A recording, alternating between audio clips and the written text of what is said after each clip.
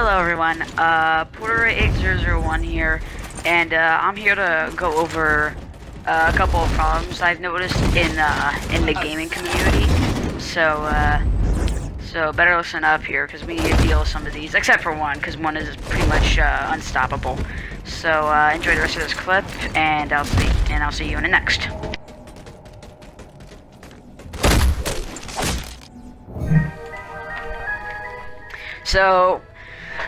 So earlier, I did a poll on Google Plus asking on who is the worst in the gaming community, and I was only able to split it into 4 categories because people only voted for 4 things. So let's get started. So in the 4th position, you got people who judge the game by the company. So that means people won't trust a game because it was made by EA and DICE or some other company like 343, and so they're not gonna trust them. So, and this is a big problem for EA and DICE because they're remaking a Battlefront game, and people are happy about it. But a lot of people, they're saying that it's a bad game before release, and even though they played the beta and it wasn't in like the full version or full release, or it wasn't really, it was just broken, outright broken for them. So they just really don't like the company, and they don't like the beta. So they're saying, the game's bad, don't play it, don't get it, get this game instead.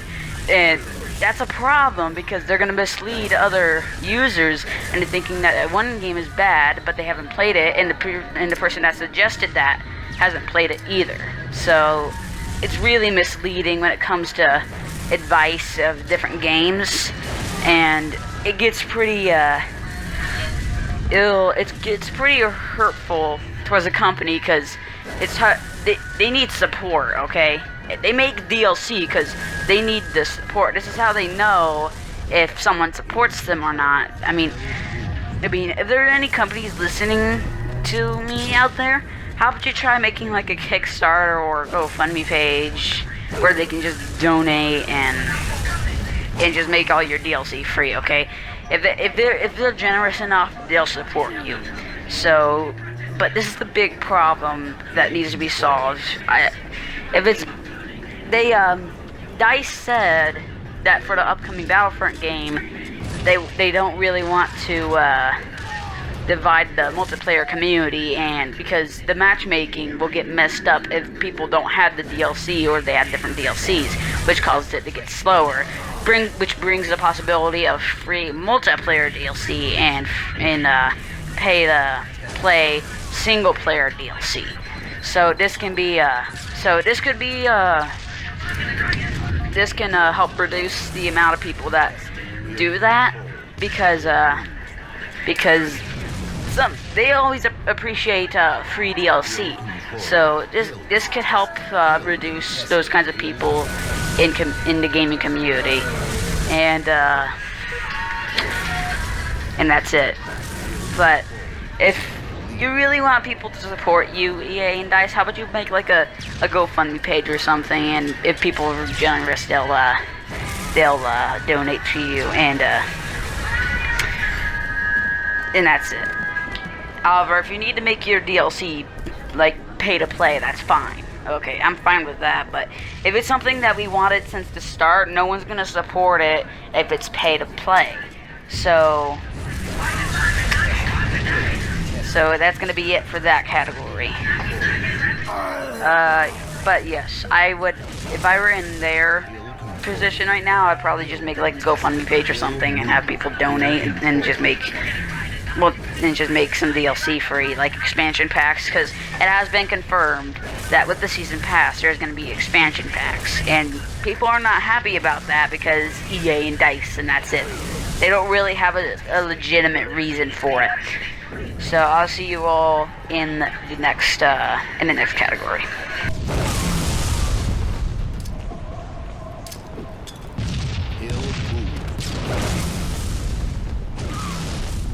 Hill control. Game over.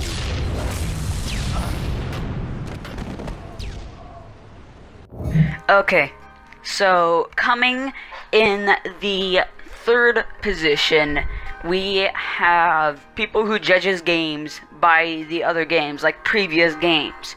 So basically, the summary of this kind of gamer is like if they play one game in the earlier into the franchise, they're gonna judge the future game with that game. So they're gonna be like, when they give a review for a game and they haven't even played it, they're gonna be like, the last game was horrible, so this one's horrible.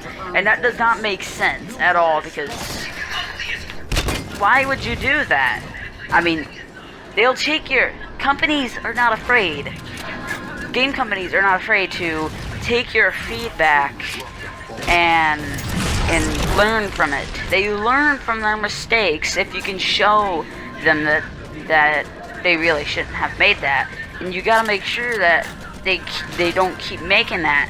So, I don't know, if they make a mistake like that again, if they make like a mistake of that once, then I don't know, don't pre-order like the next game or something, because that'll show them that you didn't tolerate that, and it'll hurt your sales if they keep doing that. So you gotta make sure that they learn from that mistake. After, when the game releases, you can buy the full release and you can see if they did the same mistake. No doubt they might do it again because they didn't know that would happen, but yeah, that sends them a message, and that also sends other game companies messages, like Figure 3 and another company, that it's not alright to do that. If you let them do that, then it'll pretty much show them that they can do it and get away with it as well. And it's really a big problem, because if for example, people like fanboys, if they're gonna defend them and pre-order the game because they think it's good, and I know, it's just really unacceptable behavior for these guys. I mean, come on. I mean, just show them, do something to show them that they really shouldn't make that mistake again, because it's gonna be a big problem in the gaming community, and most of these kind of gamers don't see it like this, because they think that they're gonna keep making them and they don't trust them, so they don't buy the next game. Which, yeah, it can send a message to the game company as well, but it's still best to support them. Just like, don't pre-order the game if they do it once. Just buy the full release, and if they do it again after that one game, then just don't buy it at all, and just show them that it's just not right. If they go bankrupt, then that's okay, but you need to give them the message that it's not alright to do that. So, but I just don't know, when these kinds of people when I come across these kinds of people, I'm like, dude, come on, really? I mean, trust them again, but instead of pre-ordering, buy the full release. Send them a message. If that doesn't get to them for the next game, then just don't buy the game at all, and then they'll get the message. I mean, seriously. I mean, some of these people aren't really that smart when it comes to that kind of subject. So, they can make a pretty big stir on the internet and cause arguments, because they're accusing a game of being something and they haven't even played it. So people know it's an invalid reason to even judge it like that. So we're just about to enter the second position here, so I'll see you all in the next clip. Double kill. Closing in on victory.